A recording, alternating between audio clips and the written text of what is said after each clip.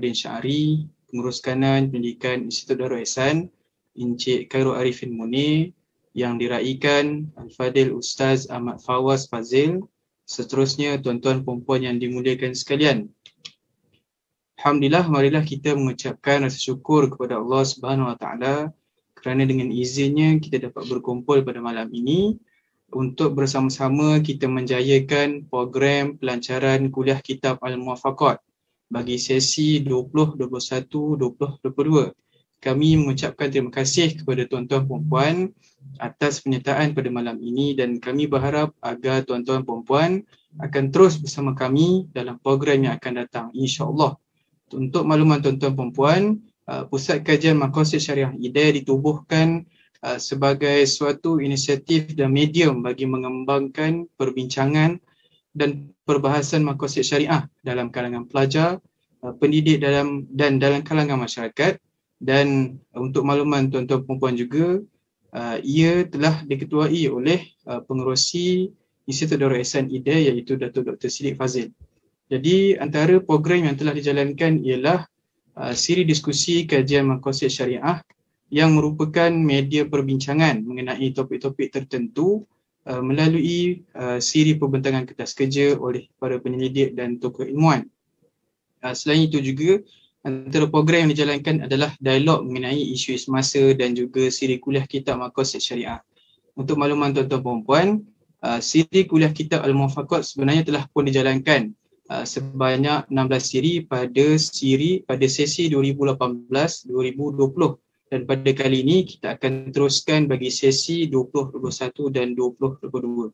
Jadi tuan-tuan puan-puan yang berminat untuk mendapatkan rakaman dan berminat untuk menonton syarahan bagi siri yang lalu dan program-program yang lalu, bolehlah rujuk di Facebook Pusat Kajian Maqasid Syariah Hidayah dan juga Institut Darul Ihsan. Jadi tuan-tuan puan-puan, bagi meneruskan majlis, kita menjemput Encik Khairul Arifin Munir, Pengurus Kanan Institut Darul Ihsan untuk memberikan ucapan. Dengan segala hormatnya, dipersilakan. Bismillahirrahmanirrahim. Assalamualaikum warahmatullahi wabarakatuh. Alhamdulillahirabbil alamin wassalatu wassalamu ala asyrafil anbiya wal mursalin wa ala alihi wa sahbihi ajma'in. Raditu billahi rabba wa bi islami dina wa bi Muhammadin nabiyya wa rasula. Rabbi shrah li sadri wa yassir li amri wahlul 'uqdatam min lisani yafqahu qawli. Alhamdulillah, syukur Allah SWT, terima kasih kerana dapat kita bersama-sama pada malam yang berbahagia ini, malam di bulan Rejab, dan juga kita IDAI mengambil peluang lah pada malam ini untuk bersama-sama dengan sahabat saya, Tuan Guru Besar Syekh Ustaz Fawaz yang dapat bersama-sama dengan kita hari ini. Tadi dia sebut dengan saya nak pakai serban Syria tu. Itu pun dah okey dah Ustaz. Komen tu, alhamdulillah. Baik, saya nak minta studio tolong bantu untuk boleh saya share screen. Saya tak boleh nak share screen. Okey. Baik, sahabat-sahabat, rakan-rakan yang dirahmati Allah sekalian. Alhamdulillah, syukur Allah SWT, sedikit pada hari ini saya nak refresh sikit lah sedikit maklumat tentang Pusat Kajian Maqasid Syariah Hidayah yang telah pun kita ditubuhkan di bawah Institut Darul Ihsan, yang secara asasnya berfungsi untuk menjalankan program-program yang telah kita letakkan sebagai sasaran asas. Dan seperti yang semua sedia maklum bahawa kita menggerakkan program-program berkaitan dengan maqasid syariah ini sejak daripada 2015 lagi, susulan daripada titah Duli Yang Maha Mulia Tuanku yang menyatakan bahawa komitmen kita di peringkat kerajaan negeri bahawa pada hari ini ialah kita hendak terlibat atau memperkukuhkan tuntutan maqasid syariah dalam dasar-dasar yang dilaksanakan. Dan saya juga hari ini amat berbesar hati menyampaikan salam Profesor Datuk Dr. Ridwan Osman yang tak dapat bersama-sama dengan kita. Dan kita juga amat berbesar hati insya-Allah pada di akhir rancangan nanti yang berhormat Datuk Menteri Besar setuju untuk bersama-sama dengan kita untuk memberikan ucapan perasmian program kita pada hari ini yang turut kita sama-sama anjurkan secara bersama dengan Pejabat Datuk Menteri Besar. Namun demikian disebabkan beliau ada forum dalam masa yang sama, jadi kita delaykan acara perasmian itu pada hujung rancangan kita, insya-Allah. Saudara dan saya sekalian, sedikit saya nak maklumkan bahawa di peringkat Pusat Kajian Maqasid kita mempunyai 5 tujahan lah. Saya ingat saya dah ada pernah sebut sebelum ini bahawa 5 tujahan ini dan iaitu politik maqasidi, pengurusan maslahi maqasidi, pendidikan maqasidi, maqasid ekonomi dan kerakyatan, maqasid syariah, dakwah dan Islamiah. Jadi untuk itu kita tawarkanlah kepada sahabat-sahabat dan rakan-rakan yang berminat kajian tentang maqasid syariah ni, kalau berminat dalam bentuk terjemahan, pembentangan paper, research yang tuan-tuan buat sebagainya, boleh kita salurkan di sini. Malah kalau ada yang berkualiti boleh kita terbit atau menjadikan policy paper untuk kita kembangkan program-program pendidikan maqasid yang dapat kita laksanakan secara berkala, insya-Allah. Dan kita juga ada beberapa buah penerbitan kita lah yang utama, antaranya Kompendium Maqasid Syariah baru-baru ini, dan program muafakat bersama dengan Ustaz Fawaz ini dah masuk tahun kedua, dan saya difahamkan oleh Ustaz Haizan bahawa kita ada rakan-rakan kita yang agak konsisten daripada awal siri 1 sampai siri akhir. Jadi kami sedang pertimbangkan insya-Allah yang daripada list nama yang lepas dia konsisten daripada awal sampai akhir dan masuk pada konsisten ini, insya-Allah kita akan bagi hadiah buku, Ustaz Azan. Jadi kita akan bagi hadiah buku terbitan Institut Darul Ihsan, insya-Allah. Ada terbitan terpilih, nanti akan dihubungilah oleh Ustaz Haizan untuk kita laksanakan program-program kita pada masa akan datang. Dan insya-Allah di peringkat Pusat Kajian Maqasid kita terus committed lah pada tahun ini. Sekurang-kurangnya kalau kita tak dapat bertemu bersemuka, kita akan lancarkan program secara online. Jadi dalam siri-siri bulanan ini, selain daripada perbahasan kitab muafakat yang kita akan buat setiap bulan, bermula daripada bulan ini sehingga hujung tahun, format dia masih lagi kita kekalkan format yang sama, kuliah kita secara online seperti mana hari ini. Kemudian Ustaz Haizan dan rakan-rakan kita akan buat nota, dan insya-Allah kita akan bangunkan laman web kita sendiri di bawah laman web IDEA. Kita akan bangunkan laman web Pusat Kajian Maqasid yang menempatkan bahan-bahan termasuk juga catatan-catatan yang lepas. Jadi catatan yang lepas nanti Ustaz Aizan akan maklumkan, kita dah ada kompilasinya, dan insya-Allah kita boleh share lah dengan saudara dan saya sekalian. Malah siapa yang konsisten yang lepas memang ada ya Ustaz Aizan, kita share kepada mereka-mereka yang hadir. Jadi dan kita ada WhatsApp group khusus untuk perkumpulan pengajian ini, dan saya amat mengharapkanlah saudara-saudara dapat masuk. Alhamdulillah pagi sebelum kita berlangsung ni 8.30 saya difahamkan Ustaz Fawaz live di Astro Awani berkaitan dengan vaksin. Tapi rakaman Ustaz rakaman. Alhamdulillah sebab Ustaz dah komit dengan kita program malam ini, jadi dia meluangkan masa lah untuk bersama-sama dengan kita pada malam ini. Jadi seperti yang Ustaz Haizan sebut tadi, kita ada koleksi program-program kita yang terdahulu. Jadi saya fikir bolehlah saudara-saudara layari laman web kita untuk dapatkan maklumat-maklumat program-program terdahulu dari semasa ke semasa, insya-Allah. Cuma di akhir kata seperti yang saya sebutkan tadi, kita berhasrat untuk bekerjasama dengan pelbagai pihak memajukan kefahaman maqasid syariah ini secara meluas.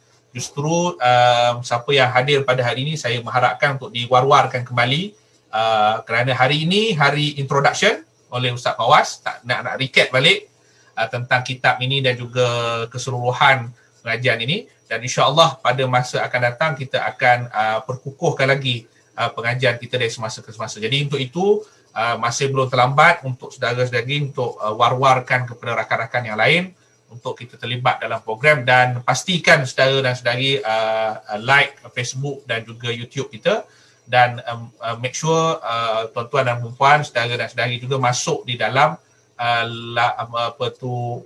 WhatsApp page, WhatsApp group kelas muafakat ni untuk kita maklumkan perkembangan nota dan juga bahan-bahan dari semasa ke semasa.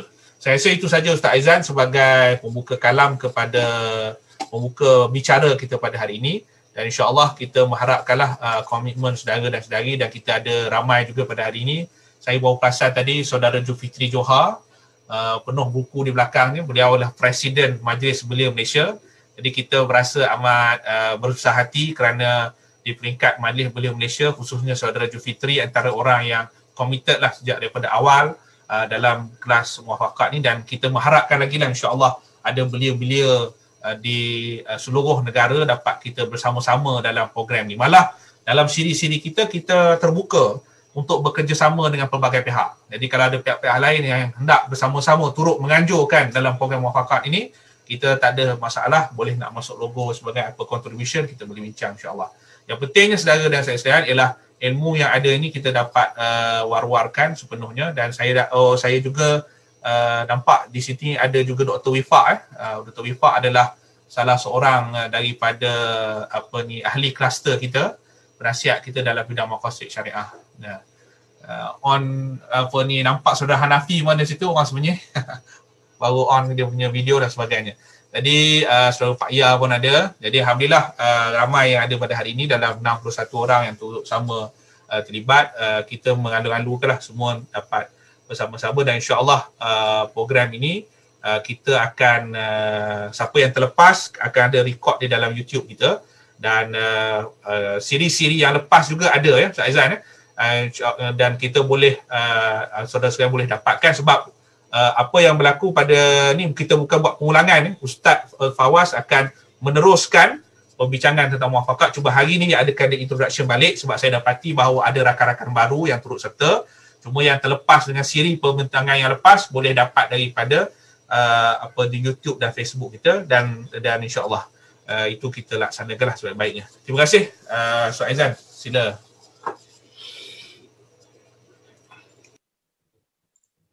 Terima kasih diucapkan kepada Encik Khairul Arifin, Pengurus Kanan Pendidikan Institut Darul Ihsan.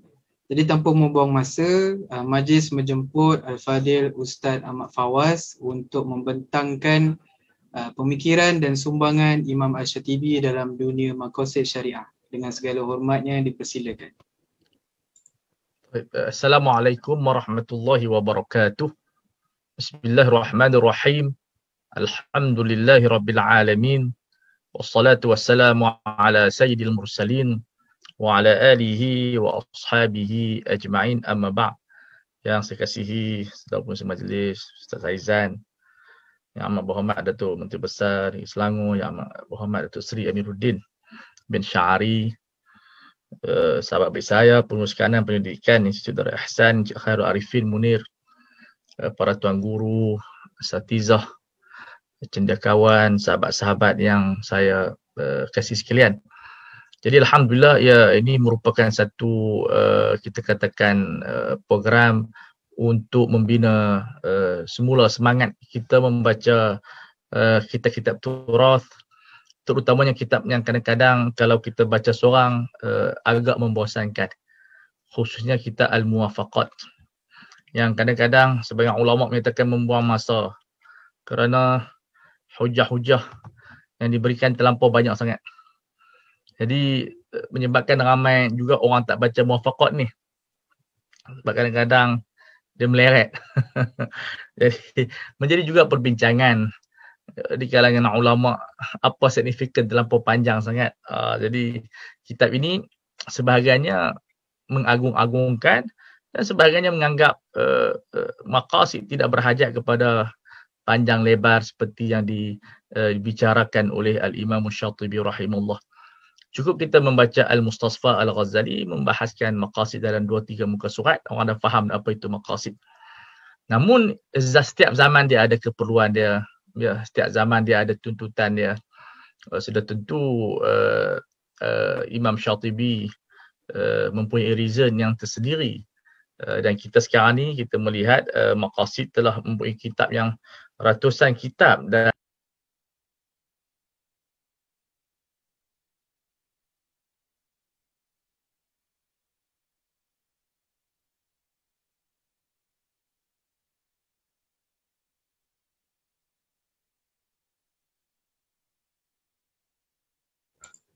Minta maaf Ustaz, suara termute. okey, kalau tak dijaga maqasid juga akan menyebabkan suasana masyarakat terbeban dan keindaan syariat itu tidak dapat ditunjukkan kepada masyarakat. Sebab itu Syekh bin Bayyah hafizahullah menyatakan kita meletakkan setiapnya pada tempatnya, ada nasibnya. Maqasid syariah ada habuannya dan adillah juz'iyah ada habuannya. Tidak boleh kita membunuh adillah juz'iyah dengan kita hanya mengutamakan maqasid ataupun kita membunuh maqasid dengan hanya melihat kepada dalil-dalil juz'i. So ini satu benda yang menjadi kontradik, pro and kontra di dalam ilmu maqasid. Dan juga ilmu maqasid ini ilmu yang mustaqil. Maknanya dia adalah ilmu yang berdiri pada zatnya, seperti ilmu fiqh, ilmu qaidah fiqhiyah. Maka menjadi khilaf di kalangan ulama juga. Sebagainya menyatakan cukup kita belajar usul fiqh dan dimasukkan maqasid syariah dalam bab qiyas, dalam bab munasib. Jadi apabila ulama dahulu membicarakan qiyas dalam bab munasib, kesesuaian, munasabah di antara hukum dan juga illah atau hikmah, mereka menyebutkan di sana ada maqasid syariah. Bahkan ia telah disentuh oleh Imamul Haramain, sebenarnya itu Imam Syafi'i yang menyebutkan syariah adalah rahmah. Mana ada maqasid rahmah di sana. Cuma dalam bentuk isyarah ataupun dalam bentuk bahasa yang begitu ringkas. Kemudian disebut oleh Imamul Haramain dalam Burhan, makna orang yang tidak faham maqasid syariah maka tidak mampu untuk memahami ataupun melaksanakan fiqh dengan baik. Atau kama qala. Kemudian disambung oleh Ghazali, Izzuddin Abdul Salam, Ibn Qayyim, Ibn Taymiyah. Juga Al-Imam Ghazali membahaskan maqasid dalam banyak kitabnya. Cara ringkas, ya. Kemudian oleh Ibn Taymiyah, kemudian Ibn Qayyim Jauziyah, kemudian Asy-Syatibi meletakkan sebagai satu batu asas yang besar dan menjadi satu perbincangan yang satu juzuk besar dalam kitab Al-Muwafaqat juzuk yang kedua, hampir 200 atau 300 muka surat yang kita akan huraikan sebaringkas.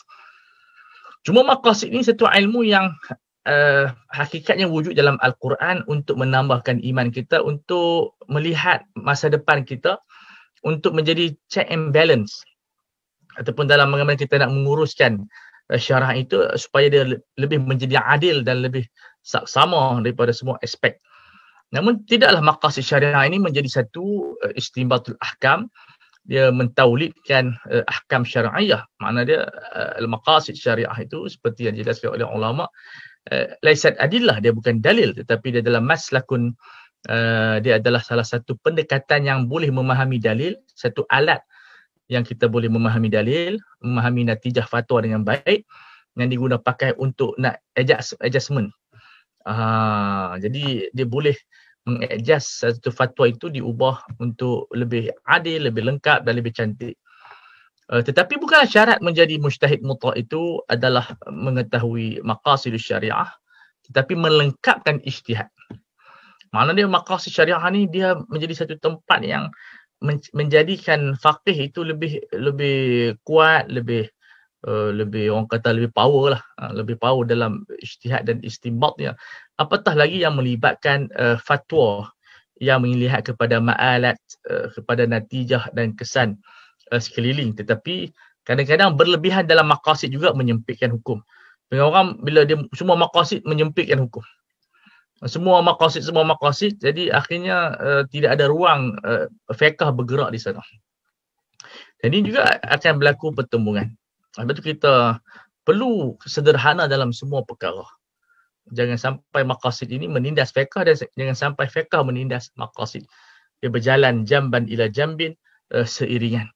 Sebab kita melihat ulama-ulama maqasid sebelum zaman kita sekarang ni semua adalah fuqaha. Al-Ghazali, Asy-Syatibi adalah fuqaha Malikiyah.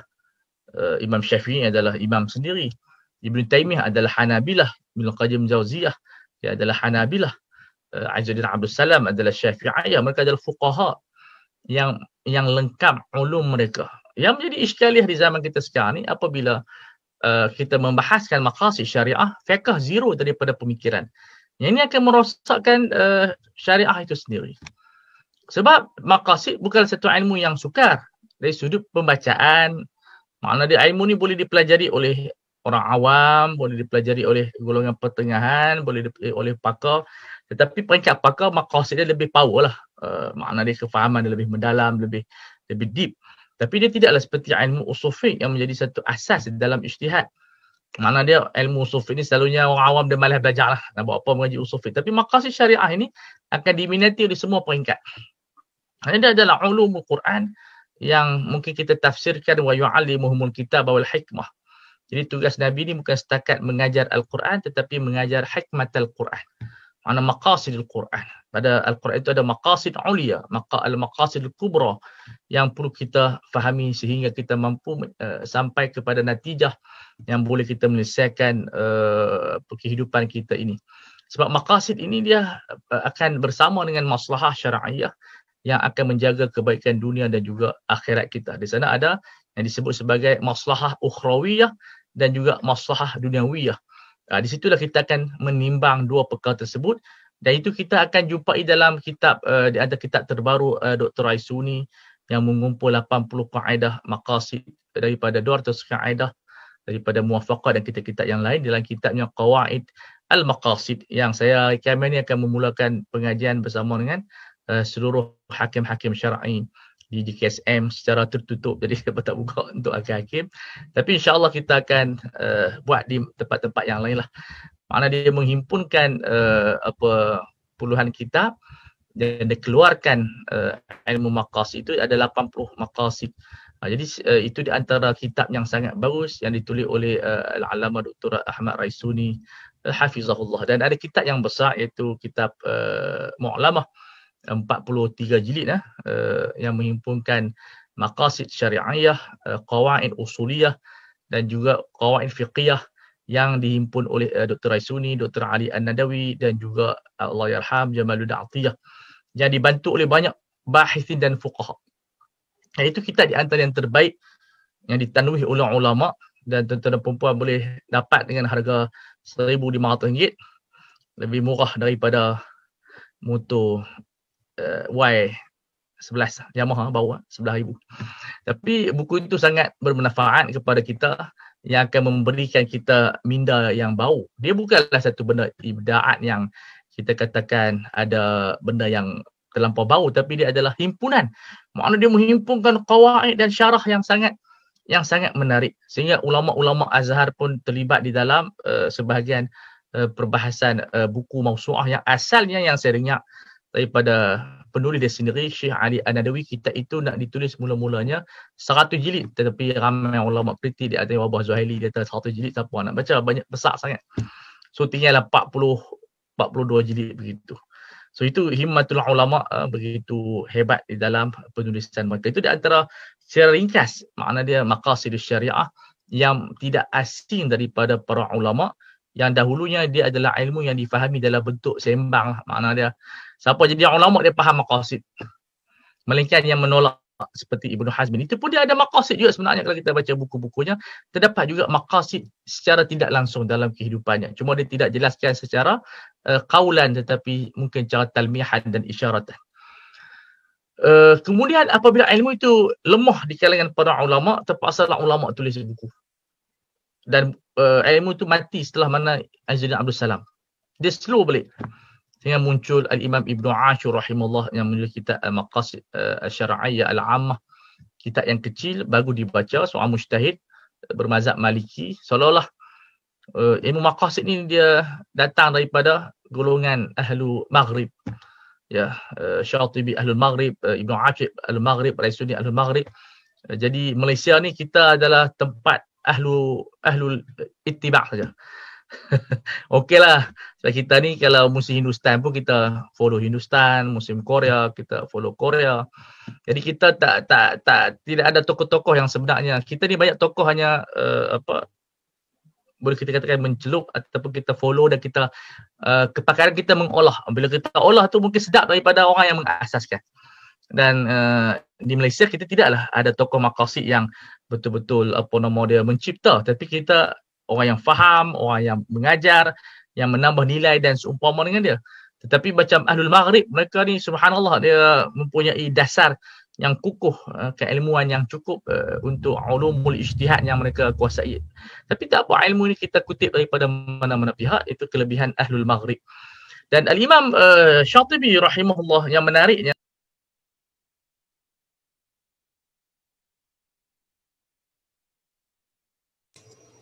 Ustaz Fawaz termute tu.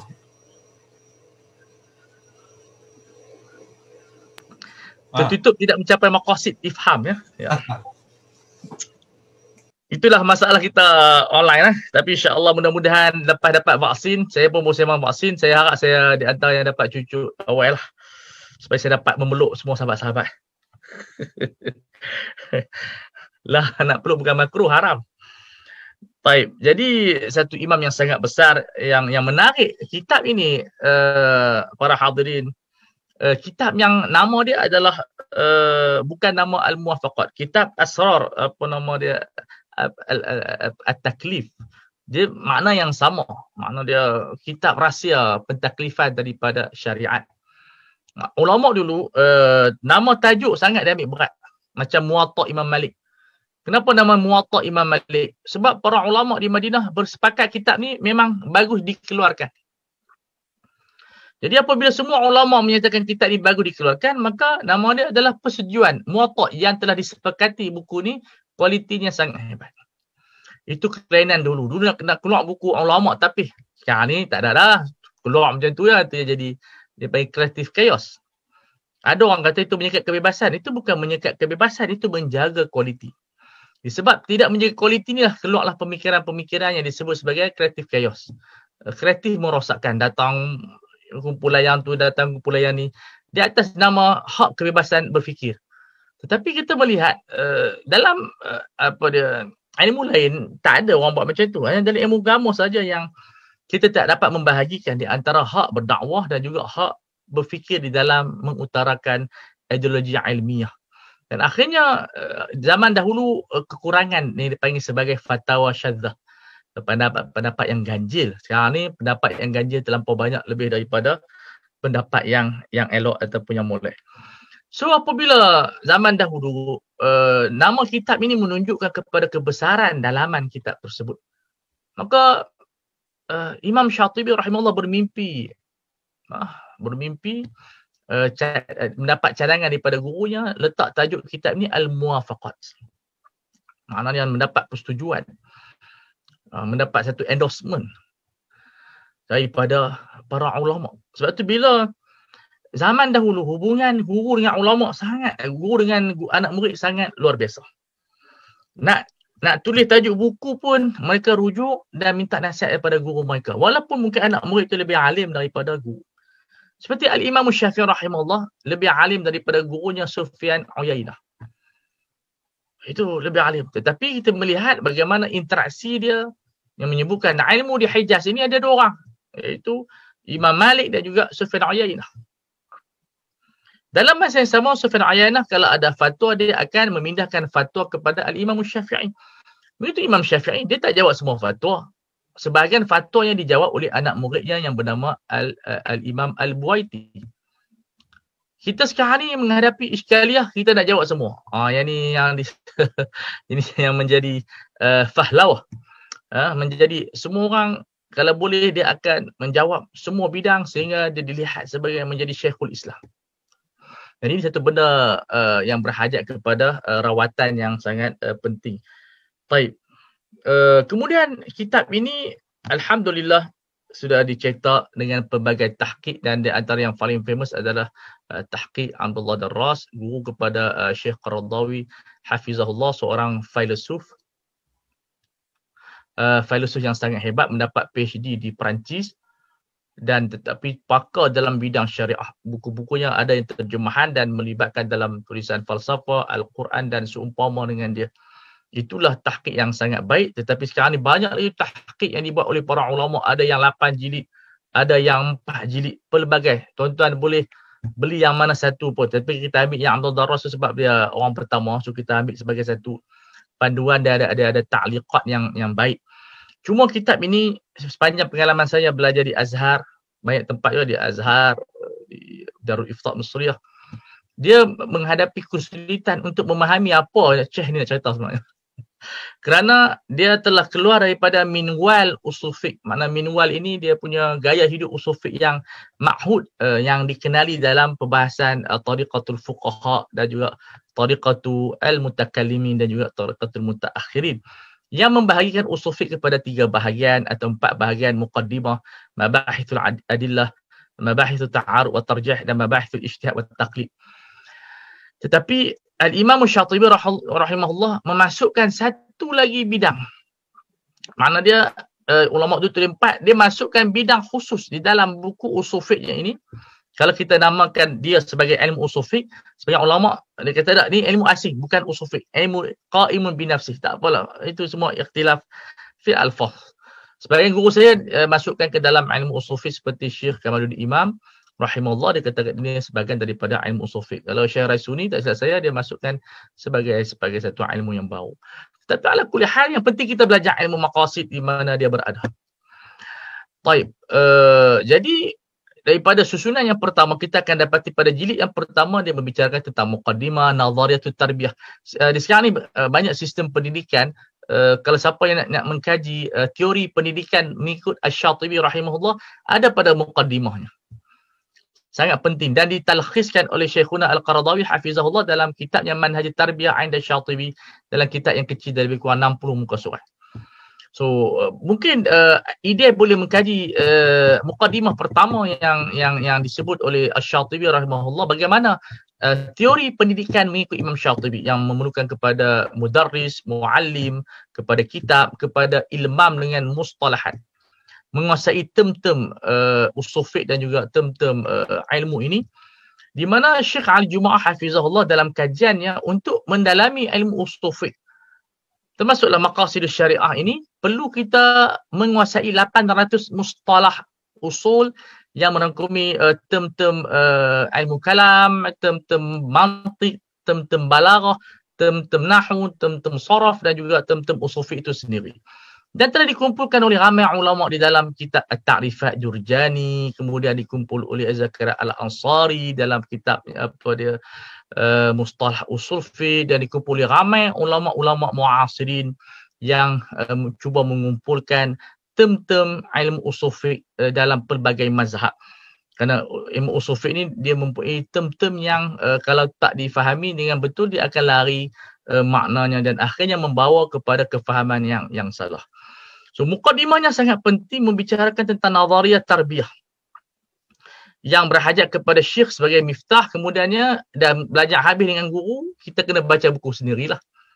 Dan Al-Imam Syatibi yang luar biasa ini, dia kata kita perlu membaca buku mutaqaddimin lebih aula daripada kitab mutaakhirin. Mutaqaddimin seperti Al-Um, Syafi'i rahimahullah, Muwatta, Al-Mabsut, Al-Sarahsi, Al-Mudawwanah Al-Kubra oleh Imam Al-Qasim, baik kepada Imam Malik. Jadi buku-buku ini dipanggil buku-buku mutaqaddimin yang memang mereka tulis ini adalah untuk membina mujtahid.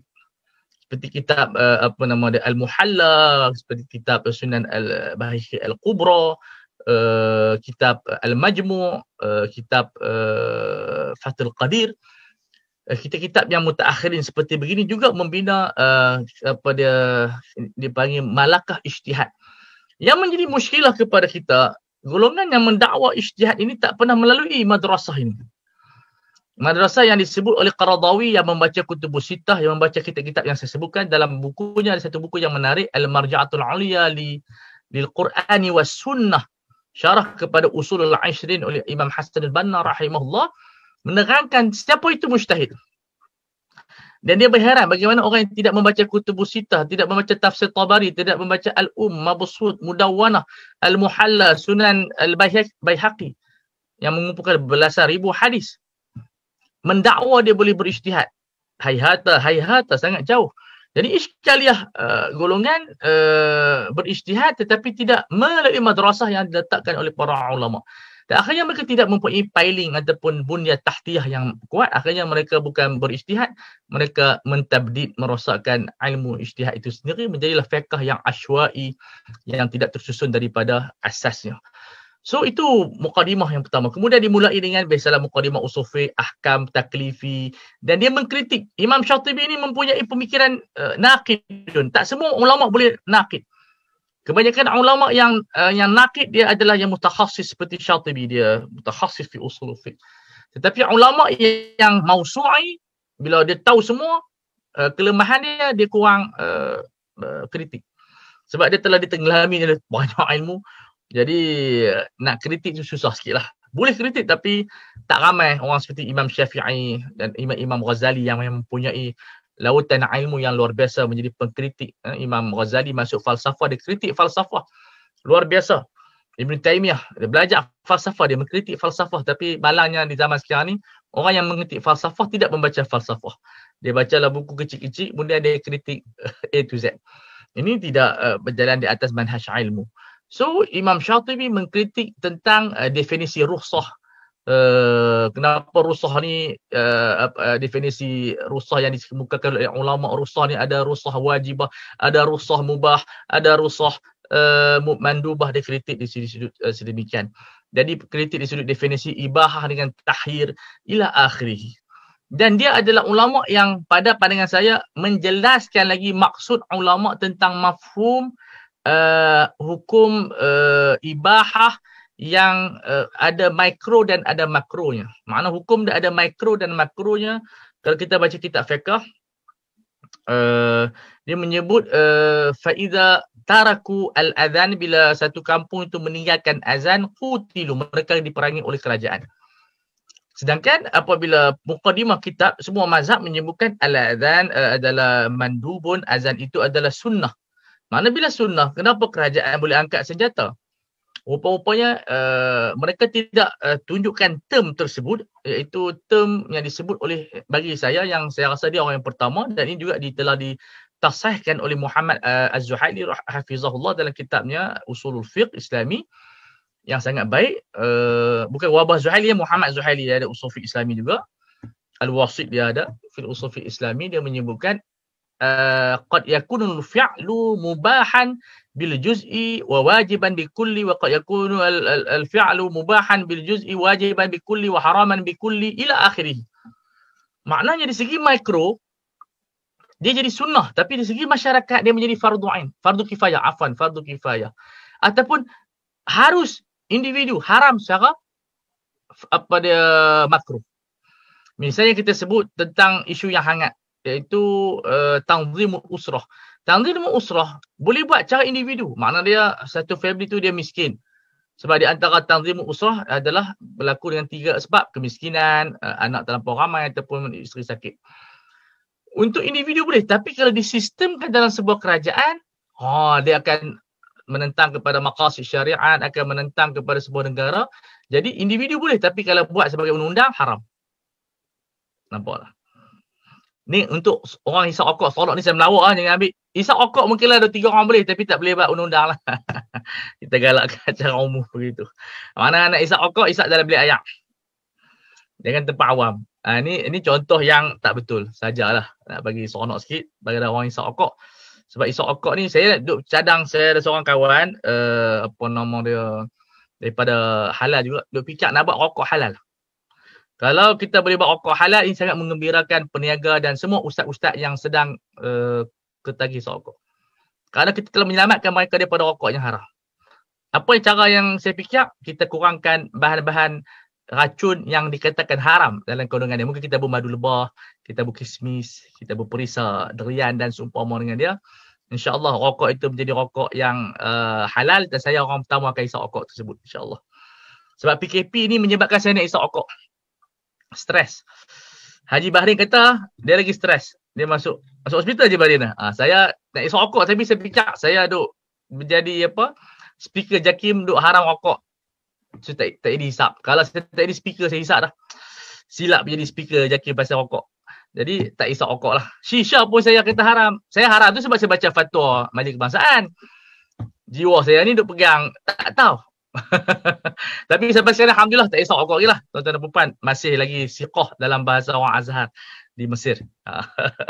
So ini makna dia term-term yang dia Syatibi kemukakan. Yang menarik lagi dikemukakan ialah ma'fu anhu. Allah, ini adalah ulama yang pertama. Dia bukan orang pertama create, tapi dia menjelaskan term ma'fu anhu.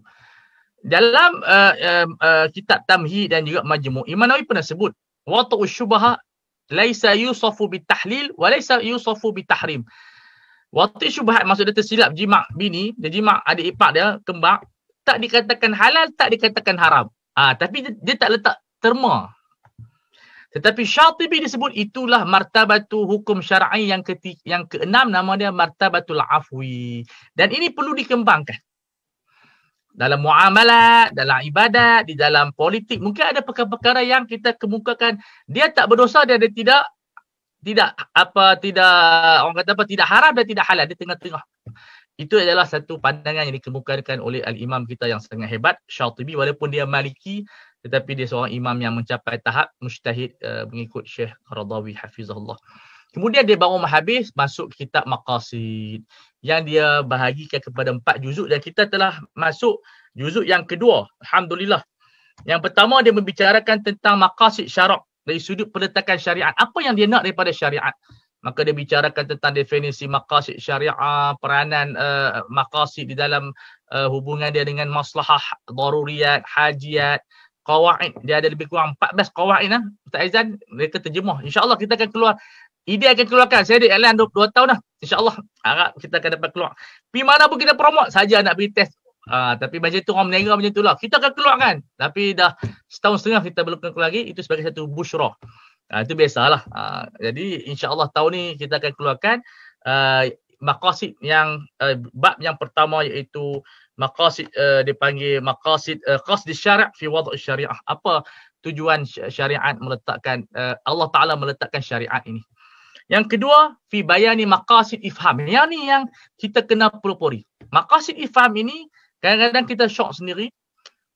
Dia panggil kita dalam menerangkan syariat ataupun Islam ada 3 peringkat: ahlul burhan, ahlul arifan, kemudian satu lagi ahlul apa? Dia panggil ahlul lughah.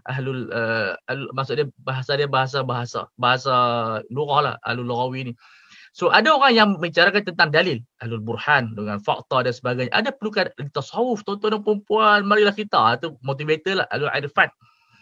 Dan kemudian ahlul bayan. Ahlul bayan ni dia orang sastrawan. Mereka dapat menerangkan dengan bahasa yang membastik. Dan saya anggap guru kita Dr. Sidi Fadil termasuk dalam ahlul bayan. Sebab bahasa dia, subhanallah, kita terpaksa merujuk kamus. Walaupun ni Syekh Huda tak ada ni, hafizahullah, mudah ta'ala atala umrahu saddada khutahu insyaAllah. Tapi saya kira tak jumpa lagi orang Malaysia yang mempunyai bahasa seindah Dr. Siddiq. Tapi saya ada seorang kawan dulu di Maktab Mahmud, sangat sastrawan sehingga cikgu pun kata, apa yang kamu cakap siapa pun tak faham. Dia lebih sastrawan. Tapi saya tak tahu dia pergi mana lah. Tapi kami kagum lah macam mana dia boleh menggunakan bahasa-bahasa yang membastik. So ini juga satu benda yang penting, ahlul bayan yang akan memukaukan. Sebab tu dia panggil inna minal bayani la sihra. Bahasa ini boleh mensihirkan orang. Maksud dia boleh memukaukan orang. Tapi jangan pergi terjemah tu sihir yang orang buat guna jin tu. So ini di antara maqasid yang kedua yang saya rasa perlu kita lihat dalam semua aspek, iaitu maqasid ifham. Kita boleh menjadikan maqasid ifham ini, kalau syariah dia mengutamakan bahasa Arab. So bahasa Arab perlu diterjemahkan dalam bahasa Melayu dengan standard yang betul. Saya melihat kawan-kawan saya, alhamdulillah, saya nak ambil kesempatan hari ni nak ucap tahniah kepada adik ipar bos kita Haji Arifin, Syekh Marwan, di atas kejayaan dia master dia buat maqasid. Itu di antara anak-anak muda yang mereka teliti di dalam pembelajaran maqasid. Kita ucapkan tahniah. Dia pun di antara yang awal yang terlibat dengan ide. So kita ucap tahniah. Allah Ta'ala memperbanyakkan insyaAllah daripada Haizan dan sebagainya, tokoh-tokoh maqasid yang muda. Kemudian yang ketiga kita tak masuk lagi. Fi bayani qasdi syara' fi wadu syari'ati ditaklif. Apakah tujuan syarak meletakkan syariah untuk ditaklifkan? Adakah untuk membebankan? Di sini yang membicarakan tentang al-haraju marfu'un. Bebanan itu ditolak oleh syariat. Tetapi apakah mafhum bebanan? Bebanan macam mana? Adakah bebanan ringan ataupun bebanan yang akan merugikan kos ekonomi, memakan kos sangat tinggi, kemudian kita katakan kesakitan meningkat dan seumpama dengan dia, itu yang dibahaskan di dalam dia Syatibi rahimahullah, dan diletakkan konsep al-wasatiyah ataupun at-taisir. Kemudian yang terakhir, fi bayani qasdi syari' fi dukhuli mukallaf tahta ahkam syariah, itu yang dipanggil maqasid mukallafin. Yang ni yang kita mungkin dalam mazhab Syafi'i ada dalam bab al-umur bi maqasidiha. Kemudian dibahaskan apakah kesan niat kita di dalam undang-undang ataupun syariat. Dalam jenayah pun disebut sebagai intention. So ini dibahaskan sebahagian daripada 4 maqasid yang kita mungkin kita hanya melihat kepada maqasid yang pertama sahaja, hifzuddin ila akhirih. Dan tapi Syatibi dia ada 4 pembahagian di dalam maqasid syariah, dan bab yang ketiga dia bahaskan tentang Al-Quran dan Sunnah adillah. Kemudian yang keempat, yang terakhir bab ijtihad, fatwa dan adab seorang alim dan kita dengan orang ulama. So 4 bahagian atau 5 bahagian seringkasnya dalam kitab Muwafaqat yang ada 4 jilid. InsyaAllah siapa yang baca melengkapkan ilmu usul fiqhnya. Saya tutup dengan cerita sebelum kita mendengar perasmian daripada Yang Amat Berhormat. Al-Imam Khidri Bey rahimahullah, seorang ulama Hanafi yang mengarang kitab usul fiqh, dan dia mengarang seolah-olah dia cuba menghuraikan Al-Mustasfa lil Imam Al-Ghazali pada pandangan saya. Sebab dia silibus dulu pengaji di Mesir dulu, di Jamiah Amerikiyah Maftuhah. Bila kita baca Mustasfa tak faham, kita akan faham melalui kitab usul fiqh Khidri Bey. Sebab usul fiqh ni banyak, ringkas tajuk usul fiqh ya. Ada Abu Zahra dia moden sikit, dia qanuni. Kemudian tapi Khidri Bey lebih akrab kepada kitab Mustasfa rahimahullah. Kitab yang sangat unik dan di Malaysia kurang popular sebab mereka banyak mempolikan Abu Zahra. Khidri Bey ini seorang tokoh yang sangat besar. Dia ada buku dia Nurul Yaqin, buku fiqh sirah yang sangat bagus. Jadi kita tengok seolah dia menghuraikan kitab Al-Mustasfa. Namun pada mukadimahnya dia menyatakan sebelum dia cetak buku ni, dia tunjuk buku usul fiqh ni kepada Al-Imam Muhammad Abduh rahimahullah. Kata Muhammad Abduh, kamu dah baca dah Muwafaqat. Muwafaqat dulu dia makhtutat, bukan ada cetakan pun.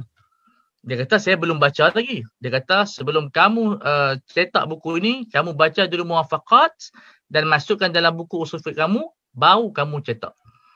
Bila dia baca Muwafaqat, baru dia nampak kelengkapan usul fiqh tersebut dan dia masukkan beberapa anasir maqasid sedikit di dalam kitabnya usul fiqh, dan akhirnya buku itu menjadi buku yang menjadi rujukan utama di kalangan darisin mu'asirin. Jadi kitab itu sangat penting kerana Muhammad Abduh kata apa, tak lengkap kitab usul fiqh tanpa membaca kitab Al-Muwafaqat. Jadi saya rasa setakat itu dahulu cukup untuk kita dengar sedikit daripada mukadimah yang saya ingin ceritakan tentang kelebihan maqasid dan juga kitab Muwafaqat ini. Tak lengkap usul fiqh kita tanpa Muwafaqat. Jadi kita kena baca juga. Sekadar mana tahu. Saya pun tak faham semua, tapi kita cuba faham. Mudah-mudahan bila kita baca berulang kali dengan sahabat-sahabat, Allah Ta'ala membuka futuhat berdasarkan qawaid pembacaan turas, kita akan sampai kepada ghayah dan juga matlamat. Dan insyaAllah kita akan mula nanti pada bab yang kedua, maqasid ifham. Terima kasih sekali lagi, saya ucap terima kasih kepada Yang Amat Berhormat, kepada IDE, kepada semua yang terlibat di dalam menjayakan usaha ini. Mudah-mudahan diberkati oleh Allah. Sekian dahulu. Assalamualaikum warahmatullahi wabarakatuh. Waalaikumsalam warahmatullahi wabarakatuh. Terima kasih diucapkan kepada Al-Fadhil Ustaz Ahmad Fawaz atas penerangan berkenaan dengan pemikiran dan sumbangan Imam Asyatibi dalam dunia maqasid syariah. Jadi seterusnya, majlis menjemput Yang Amat Berhormat Datuk Menteri Besar Negeri Selangor Darul Ihsan, Yang Amat Berhormat Datuk Seri Amiruddin Syahari bagi menyampaikan ucapan perasmian. Dengan segala hormatnya, dipersilakan.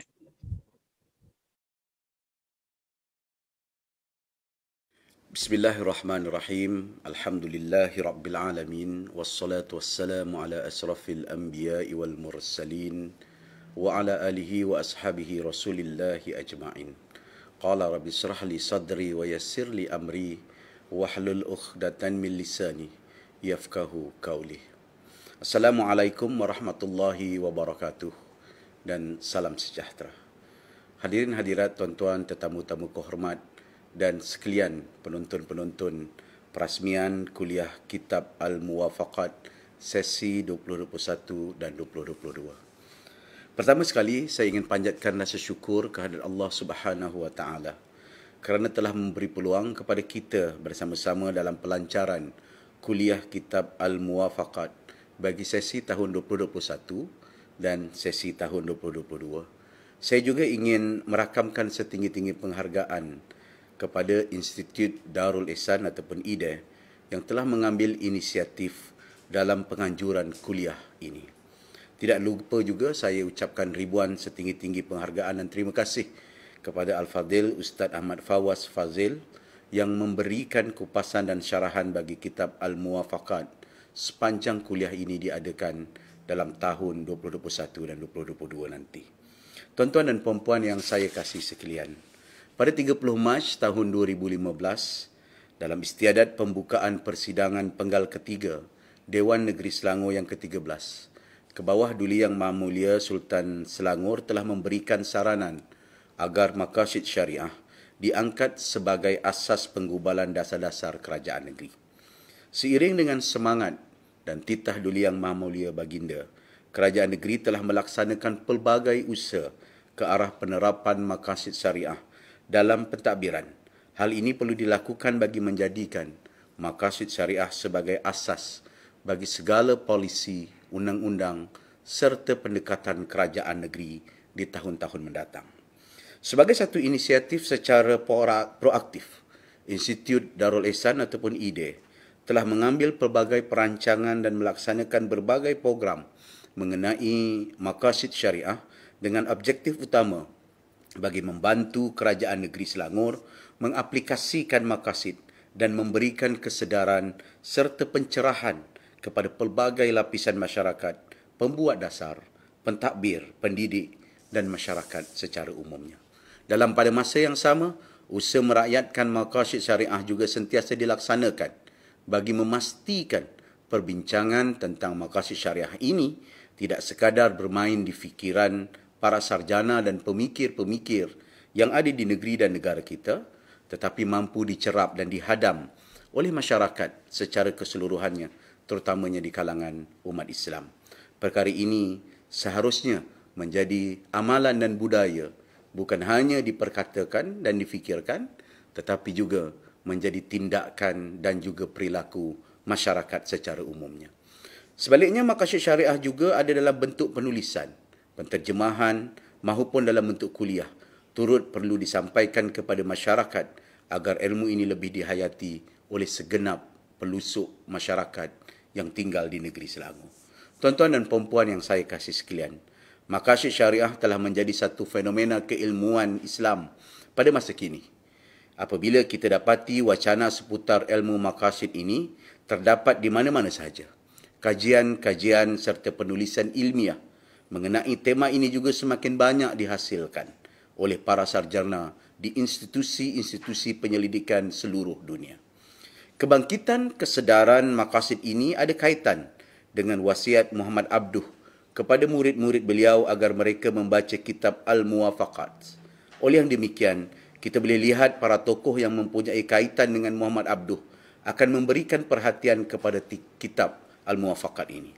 Walaupun kitab ini tidak diberikan penekanan dan tidak mendapat tumpuan selayaknya pada era SAITB disebabkan beberapa faktor seperti konteks sosiopolitik umat Islam ketika itu yang lemah menyebabkan hasil karangan beliau dan tokoh-tokoh besar ketika itu seperti karangan kitab Ibn Taymiyah dan Ibn Qayyim terbantut.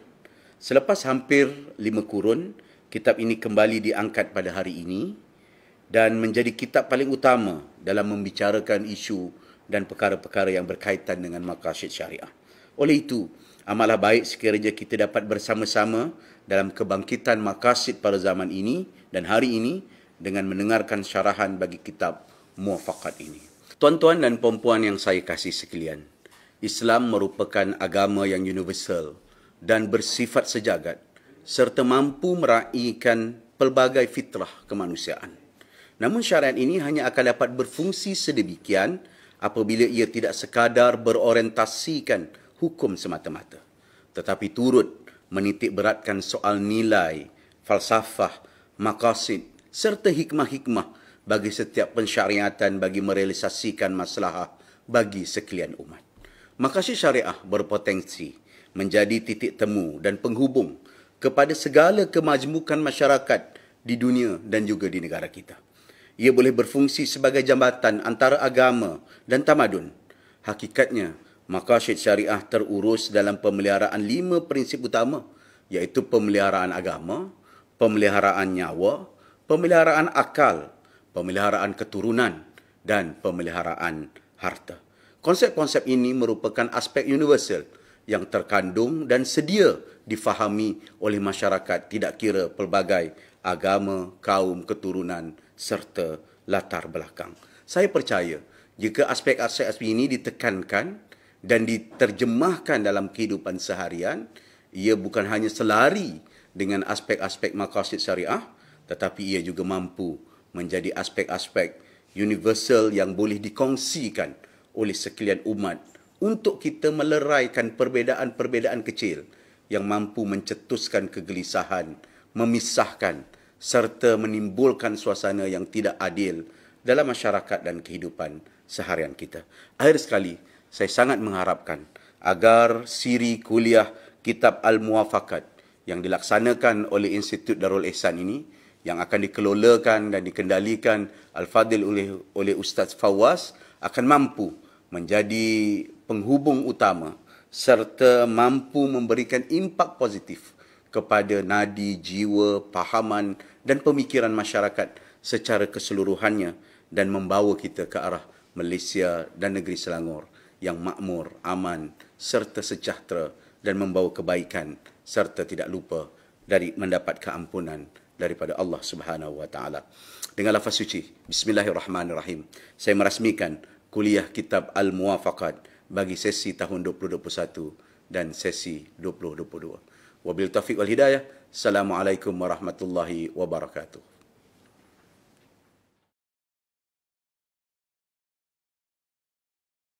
Atas ucapan perasmian sebentar tadi. Jadi tuan-tuan perempuan, insya-Allah kita akan berikan ruang dan peluang kepada tuan-tuan perempuan sekiranya ada sebarang persoalan ataupun kemusykilan yang hendak diajukan kepada Al-Fadil Ustaz.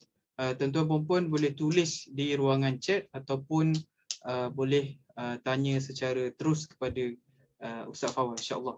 Silakan.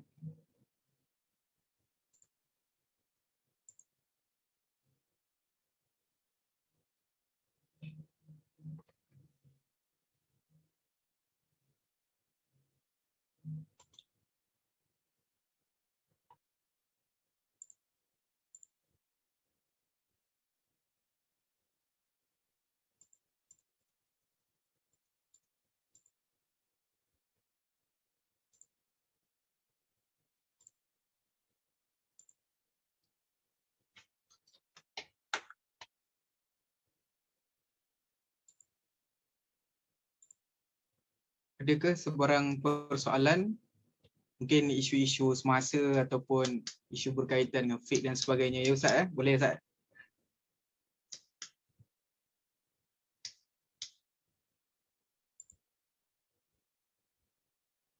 Baik Ustaz, Ustaz Fawaz, kita ada satu soalan. Assalamualaikum, sejauh manakah peranan maqasid syariah dalam perlembagaan negara? Silakan Ustaz.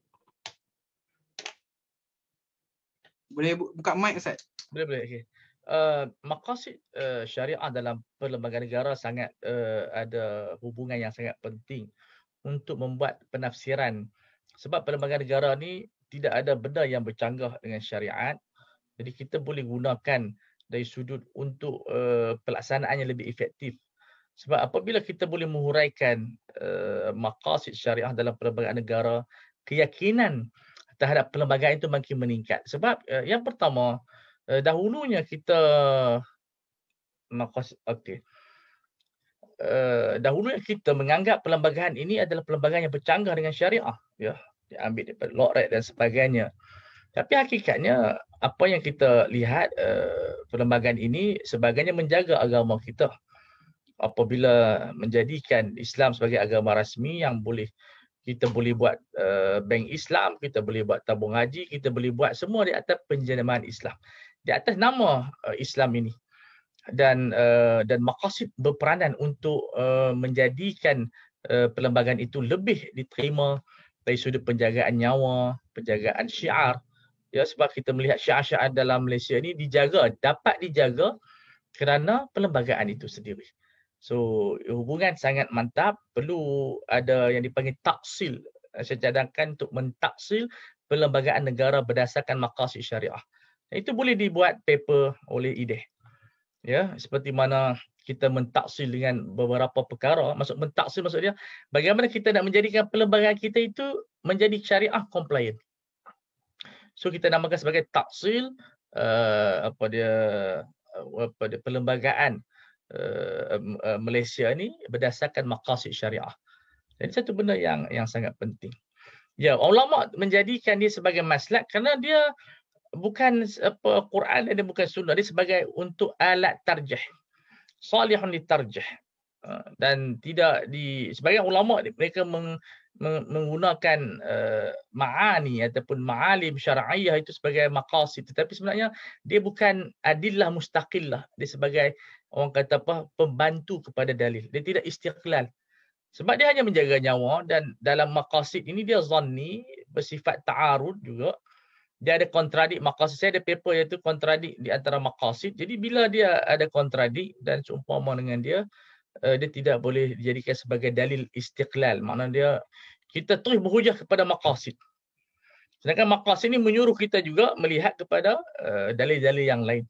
So majoriti ulama tidak berhujah dengan maqasid syariah. Ada sebagian ulama berhujah, tapi saya lebih cenderung kepada dia sebagai maslakul tarjih. Maslakul tarjih, kawalan difaham. Cuma itu merupakan pandangan majoriti ulama. Itu lebih aslam. Tapi kalau bagi mereka yang hatta menjadikan sebagai dalil, sudah tentu dia bukan dalil yang paling kuat. Ya. Kemudian yang ketiga, mana chat tadi? Hilang dah. Nak pergi mana? Kita boleh baca soalan dia, Syekh Aizan? Boleh. Soalan seterusnya, Assalamualaikum. Soalan peranan maqasid dalam perancangan strategik negara dan organisasi. Ya, sangat. Sekarang ni maqasid pun dikaji di peringkat Jerman. Orang Jerman pun mengaji maqasid. Sebab undang-undang sivil kita, apa kata ulama, undang-undang sivil dia tidak ada maqasid. Dia kerah. Misalnya kita tengok seorang dia tidak ada istihsan, dia panggil istihsan, dia tidak ada. Ayah curi susu, budak kena anak lapak kena penjara 6 bulan. Sebab dia memang ikut framework begitu. Tetapi kita di dalam syariah kita ada istihsan, kita ada dia panggil at-takhsis bil maqasid. Dulu orang panggil istihsan, sekarang orang panggil at-takhsis bil maqasid. Yang di sana ada budi bicara, melihat kepada benda yang lebih luas. Undang-undang kita bagus tetapi perlu diperbaiki. Bagi saya undang-undang semua qabilun litatwir, ditahsin, boleh diperbaiki, boleh dicantikkan lagi supaya diinsijam. Sebab kita nak juga meletakkan maqasid rahmah. Di antara benda yang saya buat tulisan tak habis ialah meletakkan rahmah sebagai maqasid yang ulia. Ya, kemudian maqasid imarah yang dipopularkan oleh Syekh Taha Jabir Al-Wani. Maknanya bukan kita setakat menjaga 5 perkara tapi menjaga maqasid pembangunan.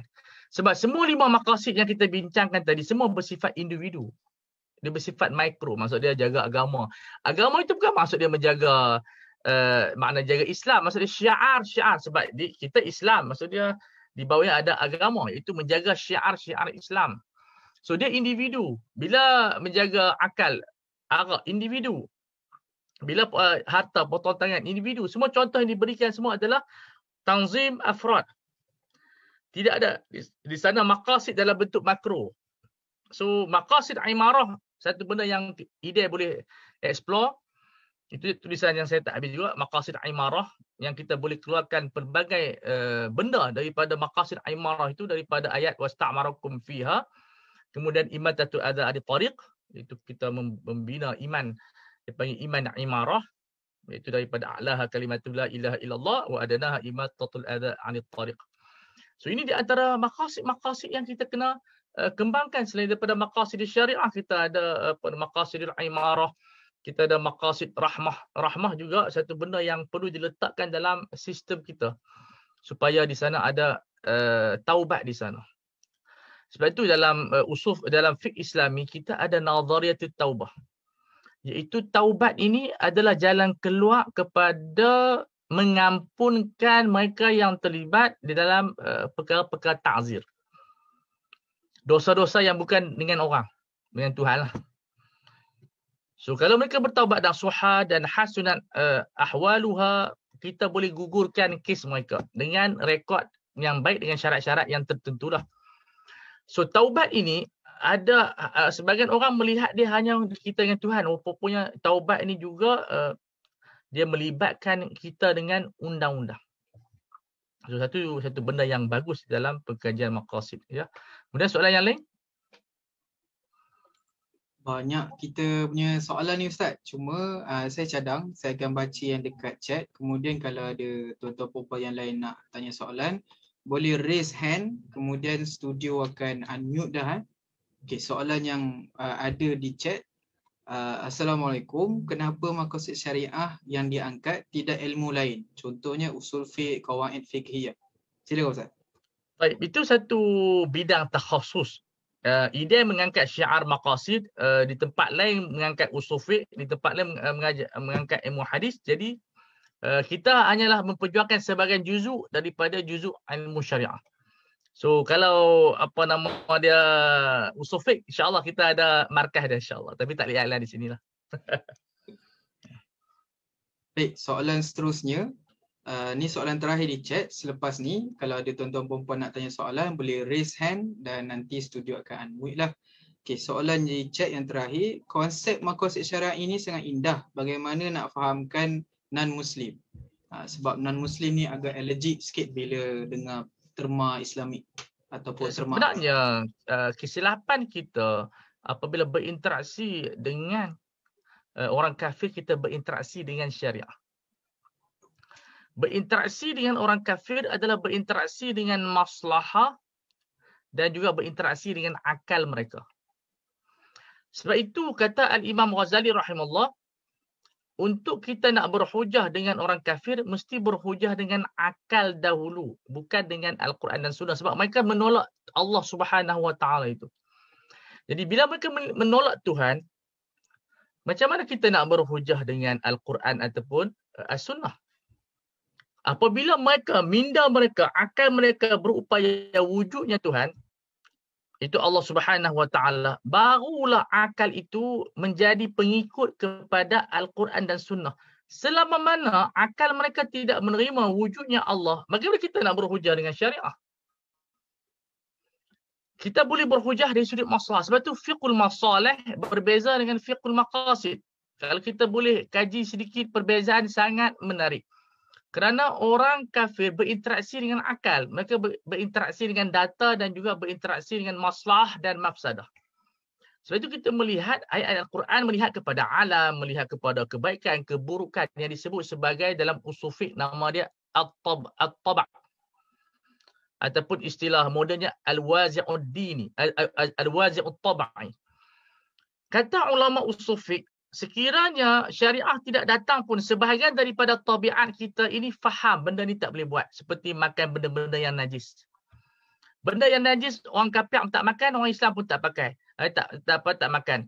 Yang menyatukan mereka bukan agama, tabiat dalaman kita. Itu mungkin dikaji dalam maqasid fitrah, maqasid tabak, maqasid syahwat, itu kesemuanya kita boleh kemukakan.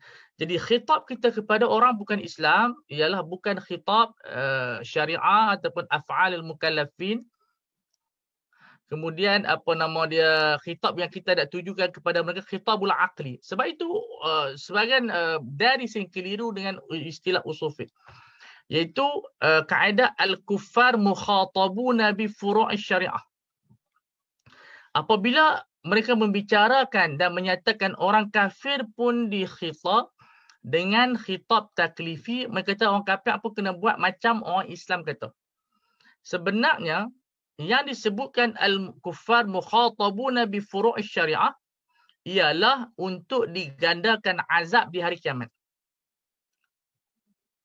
Untuk iltizam dengan syariat, mereka tidak dikhitab. Sebab itu dalam kitab Hasyiah Shinruani, dalam kitab mazhab Syafi'i dia kata apa? Mereka mukhatabuna bi furu'i syariah li mudha'afatil azab laisa liyaltazimu. Mereka dikhitabkan hukum syariat untuk diazab pada hari kiamat, sama ada mereka beriman atau tidak, tetapi bukan untuk beriltizam dengan syariah. Mereka beriltizam dengan undang-undang negara, tetapi tidak beriltizam dengan syariat itu sendiri. Jelas tak?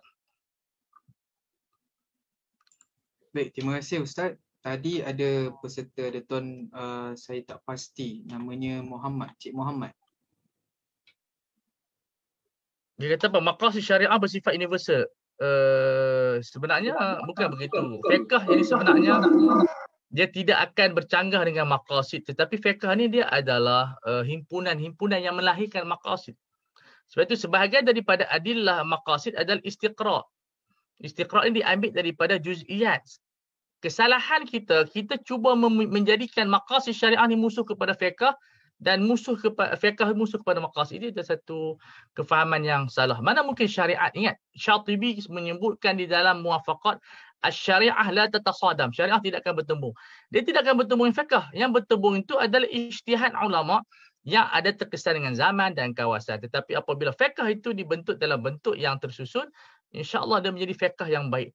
Dan pertembungan itu adalah pertembungan idea sebenarnya yang tidak terkeluar daripada manhaj syariah. Jadi mereka yang benci kepada fiqh ini adalah satu kesilapan. Dengan soalan-soalan sedemikian adalah soalan yang lahir daripada misleading di antara siapa yang belajar fiqh, man istaqra'a alfaha, kata Syatibi. Siapa yang mengkaji secara induksi dia akan jumpa apa yang saya katakan. Baik, tadi ada Cik Muhammad yang raise hand. Ada ya? Tanya soalan? Ataupun tuan-tuan yang lain ada yang nak tanya soalan, boleh raise hand dan kita akan... Ada. Assalamualaikum. Assalamualaikum. Ustaz. Nak tanya begini Ustaz. Sekarang ni ada kecenderungan kerajaan-kerajaan baik di pusat atau di negeri untuk mengaplikasikan maqasid dalam bentuk dasar dan juga indeks di peringkat ke baru ni Menteri YB Menteri ada memperkenalkan dasar baru, iaitu dasar Rabbani. Ya, Rabbani. Dengan meletakkan maqasid insaniyah rabbaniyah sebagai asas. Okey, dalam sekarang ni kita berwacana tentang maqasid syariah dengan 5 prinsip. Okey, kemudian di Selangor sudah memperkenalkan dasar maqasid dalam pentadbiran. Bagaimana kita nak melihat ini dalam sebagai satu kerangka yang besar supaya dia tidak memberi satu confuse kepada masyarakat. Baik. Itu yang sama. Yang kedua Ustaz, tentang pelaksanaan indeks syariah ni. Sebab di peringkat pusat sekarang ni sudah ada pelaksanaan maqasid dan digabungkan dengan SDG. Jadi persoalan saya, maqasid tu masih belum mantap di kalangan awam, rakyat, malah pentadbir sekalipun. Tapi jika nak digabung pula dengan SDG, itu menambahkan lagi satu macam kekeliruan gitu. Pandangan Ustaz? Baik. Saya melihat apa yang dilancarkan oleh menteri tidak ada pertembungan dengan kita. Semua itu ada melengkapkan. Dan kita tahu di Malaysia ni setiap menteri ada wawasan sendiri. Jadi daripada zaman dulu, daripada Islam hadari, sebenarnya satu benda pun tak bercanggah dengan syariat. Apa yang dibuat oleh kerajaan daripada dulu sampai sekarang, dari segi daripada dulu 80-an, zaman Datuk Seri Anwar Ibrahim melancarkan Islamisasi, tak ada masalah. Apa problemnya Islamisasi? Kemudian Islam hadari, tak ada problem Islam hadari. Seperti orang membina al-fiqhul hadari. Kemudian kepada wasatiyah, tak ada problem. Kemudian kepada maqasid syariah, kepada rahmatan lil alamin, tak ada problem. Rabbaniyah, tak ada problem. Kerana kita kena ingat, syariah ni tak pernah bertembung. Ini yang disebutkan oleh Syatibi, oleh Ibn Rushdi, oleh Ghazali. Dia takkan bertembung. Kalau bertembung itu bukan syariah. So kita mesti, yang lebih penting daripada penjenamaan nama itu adalah pelaksanaan yang dimasukkan di dalam makna maqasid yang 5 itu. Kemudian makna Rabbaniyah sebagai sumber, sebab apa semua 5 ini diambil daripada Ittijah Rabbani. Makna dia Rabbani ni adalah satu kiblat kita. Kiblat yang menjadi dasar kepada maqasid yang 5, sebab kita maqasid 5 ni datang daripada Allah Subhanahu Wa Taala berdasarkan istiqra'. Jadi ini dia satu benda yang saya rasa kekeliruan itu berlaku mungkin dari sudut pelaksanaan. Pada teori kalau kita baca semua daripada Islam Hadari sampai sekarang ini yang dibawa oleh Selangor, tak ada apa-apa masalah. Apa yang semua cantik-cantik belaka. Cuma bila time pelaksanaan itulah yang menjadi masalah. Dia panggil sebagai kontradik. Yang mana kita nak dahulukan. Yang ni yang berhajat kepada ijtihad. Ijtihad yang perlukan kepada pendataan, perlukan kepada musyawarah untuk kita akan cuba laksanakan sebaik mungkin.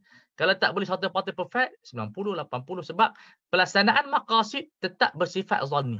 Dia tidak ada qat'i dalam pelaksanaan, kita tidak ada qat'iyat. Tetap dalam marhalah zanniyat kerana dia akan berubah dan seumpama dengannya. Sebab tu saya, pribadi saya, sebab saya terlibat juga dalam di Mesir tu kami masuk Islam Hadari. Saya masuk je Islam Hadari, masuk kelab ni jadi apa? Bendahari apa? Kelab bendahari Islam Hadari. Masa tu UMNO merintah. Saya masuk je, saya suka jadi kerajaan. Bangkangnya. Siapa yang tabiat lah. Lepas tu buat wasati okey je. Lepas tu Islam Rahmatil Alamin okey. Kerajaan Selangor buat maqasid kita sokong sebab tak ada benda yang bercanggah dengan kiblat kita, akidah kita, semua baik-baik belaka. Cuma yang menjadi masalah kepada kita waktu pelaksanaan itu yang kadang-kadang gagal, mungkin memelihara orang yang besar, orang kecil yang kena. Itu yang pada pandangan saya lah. Jadi dari sudut semua aspek yang dibuat oleh kerajaan, secara amnya tidak ada apa-apa yang kita nak membantah. Cuma bila time pelaksanaan tu kita kecewa. Ya. Baik, ada soalan lagi? Boleh angkat tangan, raise hand. Nanti studio akan unmute lah. Ada soalan hari ini kita hanya mukadimah saja, tak apa. Ada apa-apa lagi insya-Allah, saya harap mudah-mudahan kita sama-sama bincanglah sebab maqasid ni bila implementary dia tetap dalam ruang perbincangan ya. Jadi saya kira tak ada lagi sebarang persoalan. Jadi insya-Allah dengan berakhirnya sesi soal jawab ni maka berakhirlah program kita pada malam ini. Jadi untuk makluman tuan-tuan dan puan, kuliah kitab Al-Muwafaqat siri yang pertama bagi sesi kali ini akan dijalankan pada bulan akan datang. Cuma tarikh dan harinya, waktunya kita akan maklumkan dalam grup insya-Allah. Jadi tuan-tuan dan puan yang belum masuk grup boleh masuk grup WhatsApp kuliah kita Al-Muwafaqat yang kita dah terterakan di situ. Minta maaf Ustaz, ada satu soalan lagi Ustaz. Boleh? Ini yang terakhir lah insya-Allah. Ya sama je ilmu tu dia ada perubahan kepada term tapi maknanya sama. Ya. Baik, kalau insya-Allah kita apa-apa makluman kita akan maklumkan dalam grup WhatsApp insya-Allah.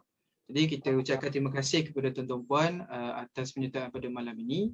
InsyaAllah sekiranya ada apa-apa makluman kita akan maklum dalam grup dan boleh berhubung berkomunikasilah dalam grup ini insyaAllah. Terima kasih semua. Saya mewakili penganjur mohon maaf atas kekurangan dan kekhilafan yang berlaku. Jadi kita tangguh majlis kita pada malam ini dengan bacaan tasbih kafarah dan surah Al-Asr. Subhanakallahumma wa bihamdika asyhadu an la ilaha illa anta astaghfiruka